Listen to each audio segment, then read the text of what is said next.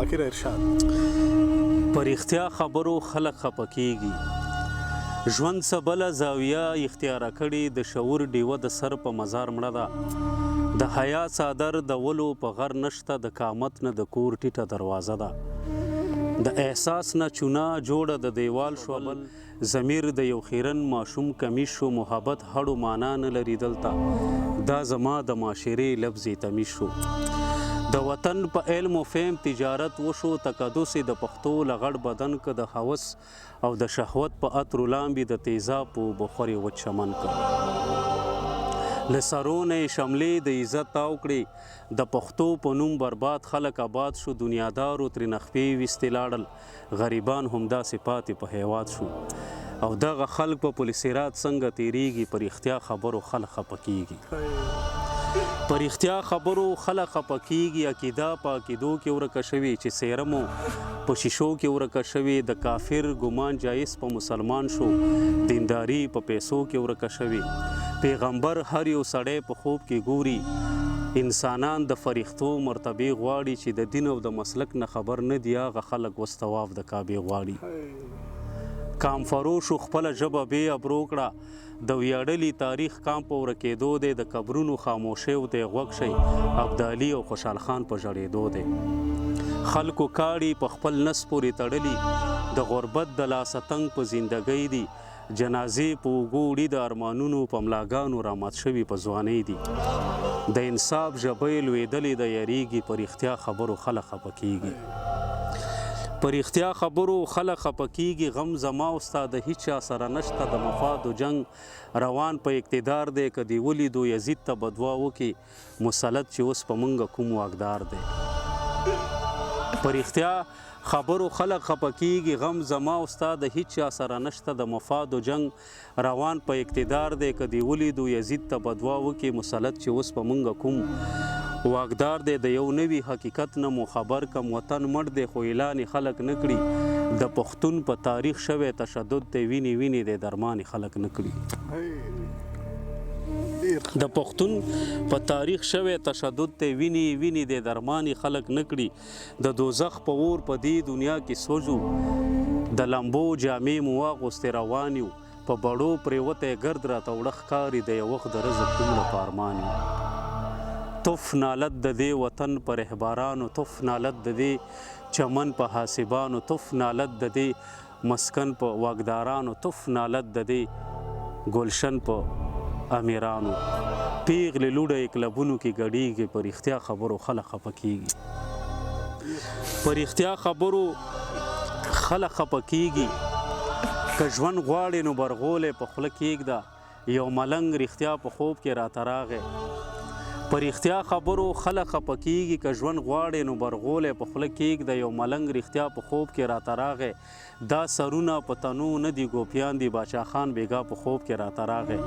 پښتانه په دې خبرو نه پوهېږي، په رښتیا خبرو خلک خفه کېږي.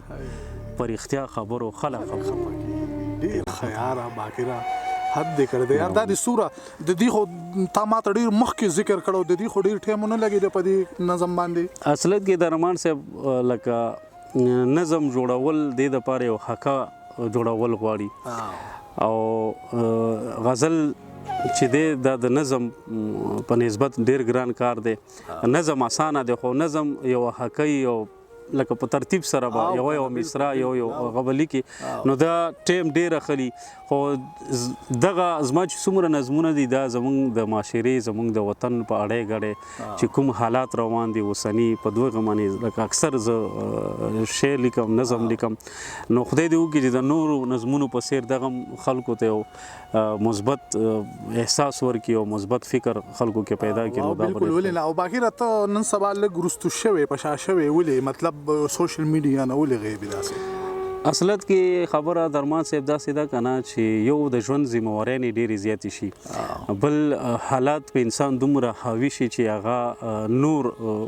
نورو کارونو ته لکه پرېږدي نه، جمود اختیار کړي. او بل دا د سوشل میډیا چې کوم روان حالات مونږ وینو، د دې په اساس باندې ما غوښتل چې باید خپل معیار وساتل شي. هر چا سره پروګرام کول دا راته مناسب نه ښکاري. ډېرو پروګرامونو ته تګ که نه، بس چې تا موږ د دې هیلو ګڼلو الله د سره خو کې بل دا چې ما ته پته تا ته سم معاشي ستونزې هم دي خو ذریعہ معاش ستاسو د نن سبا ایله کوم نه شکر دی بس ژوند روان دی ډېر ښکلی روان دی بس تیریږي او هر انسان ته پکار دی چې خپل همت د لاسه ورنه کړي او همت پکار دی وکړو او نارینه باید موږ خو بیخي همت له لاسه ورنه کړو بس شکر دی زه خپل یو آرټ کار کوم د لیکلو ډرینګ کنه پینټینګ کوم اوس هم چې ته راغلی تا ته مې چې کار کوي ما ته رنګو کوم لکه څنګه چې تا خو زه کار کړم یم مې بس ځان اوسګار کا کار بس کاوه نو کار کول خو ضروری دی او بل دا درمان صاحب تاسو دغه پیج کوم دی نو مخکې خو خیر مونږ تعقیبولې مونږ ستاسو دغه پیج وخت په وخت ویډیوګانې ستاسو شعرونه تعقیبول لیدل او ځینې خلک به ډېر نن سبا د معیار کار کوي که نه هغه په هغوی کې ستاسو د سر د لارې سړی او تاسو سره پروګرام کول یا ستاسو په پیج باندې شعر ویل دا خلکو ته هم رسیږي او بل دا چې معیاري پیج دی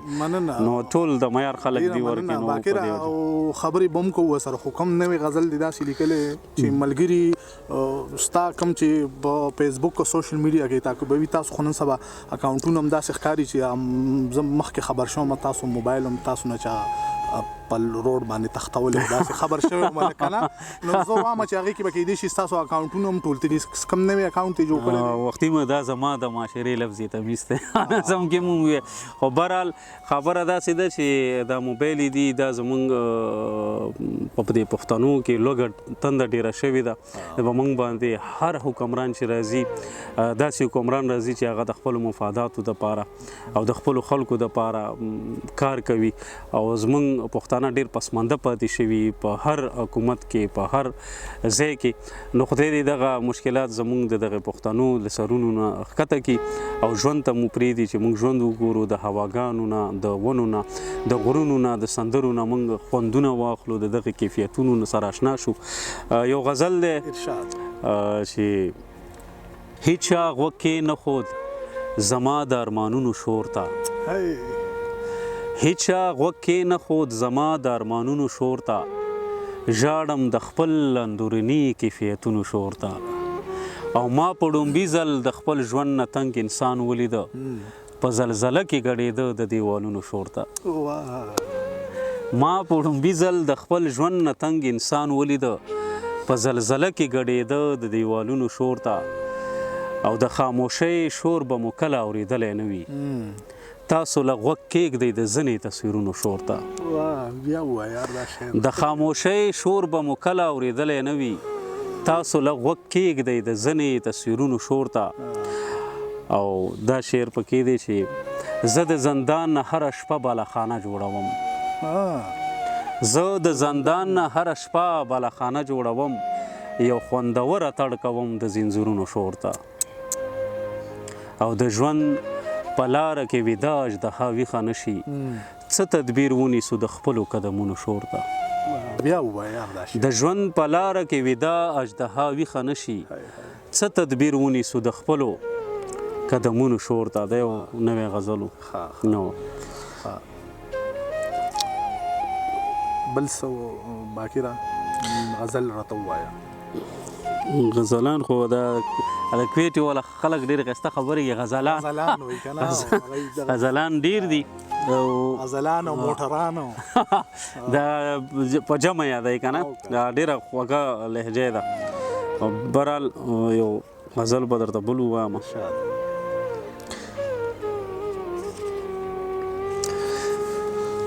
ایزه چې زو یو چاته مې ویلي دي ما وروسته کشتۍ ټولې سیزلي دي او زه د دې برداشت هم ګوره نه لرم تا خپل ځان ته ولې ورکتلی دي زه د دې برداشت هم ګوره نه لرم تا خپل ځان ته ولې ورکتلی دي او ګوتې مې د لسو نه یوله شوې دومره مې وعدې د چا شمارلی دي رزق مې بچو ته پیدا کړی دی خیر که ما پردي لوښي وینځلي دي رزق مې بچو ته پیدا کړی دی او خیر که ما پردي لوښي وینځلي دي خلک وایي بوی درنه دا تروزي ستا لیاړې مې ځان پورې مږلي دي خلک وایي بوی درنه دا تروزي ستا لیاړې مې ځان پورې مږلي دي او دې کې یو شعر پکې درمان صاحب داسې دی چې تګې به په ټول عمر کې نشمه تګې به په ټول عمر کې نشمه ستا د بیلتانه زهر مې څکلی دي غسل مې د اوښکو ورته ورکړلو غسل مې د اوښکو ورته ورکړلو تا چې کوم خطونه را لیږلي دي غسل مې د اوښکو ورته ورکړلو تا چې کوم خطونه را لیږلي دي او د چا تصویر ته خپله ساه ورکوي د چا تصویر ته خپله ساه ورکوي یو سړی مړي ته سزا ورکوي او د دې نه غشي لیندې مه جوړوئ ونې مرغانو ته پناه ورکوي د دې نه غشي لیندې مه جوړوئ ونې مرغانو ته پناه ورکوي زما د ذات نه هدیره جوړه ده په ما کې هر یو ارمان ساه ورکوي او دا ستا بدن دا شعر پکې ډېر غور طلب شعر دی دا ستا دیدن ستا په تصویر کې کوم دا ستا دیدن ستا په تصویر کې کوم رزق بنده ته خپل الله ورکوي ډېر ښه دی او چې په ټول ښار باندې وپېژندم څوک مې خبرو ته هوا ورکوي چې په ټول ښار باندې وپېژندم څوک مې خبرو ته هوا ورکوي او لکه چې نه لري څو خپې باکره چې زولانې خلک ویډیا ورکوي ډېر ښه یاره ژوند به کوو خاندو به نه د قسمتونو پورې څوک رسېدلي دي د خپلو قدمونو پورې زما د کور خلک زما نه مالګه پټه ساتي زه بیا مګمه د خپلو پرهرونو پورې باقي دا غزل راته پوره کوو بس بیا به اجازت والو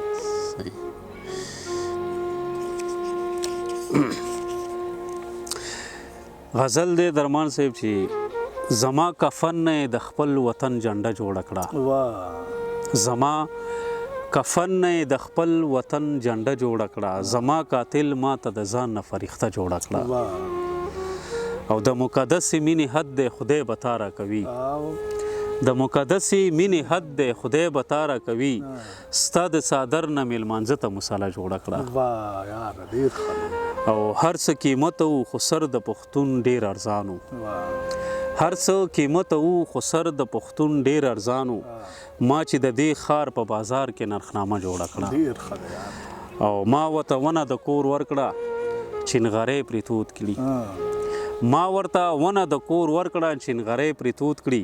هغه ظالم ترېنه خبر شوم پنجره جوړه کړه ما ورته ونه د کور ورکړه چې نغرۍ پرې تود کړي هغه ظالم ترېنه خبر شوم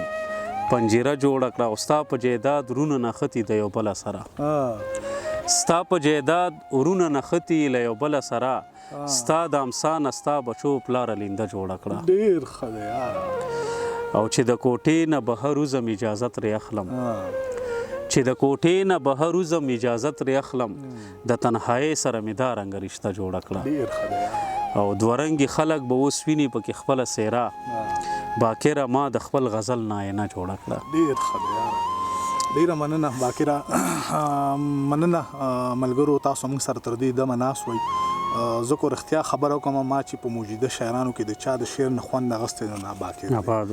او باکر هغه شاعر دی چې د هغه ځان له جدا جدا بل شانتي توري نو څه بل څه څیزونه یې راوړي دي غزل ته نو ډېره مننه تاسو موږ سره اوسئ در بل پروګرام پورې اجازت غواړو الله په امان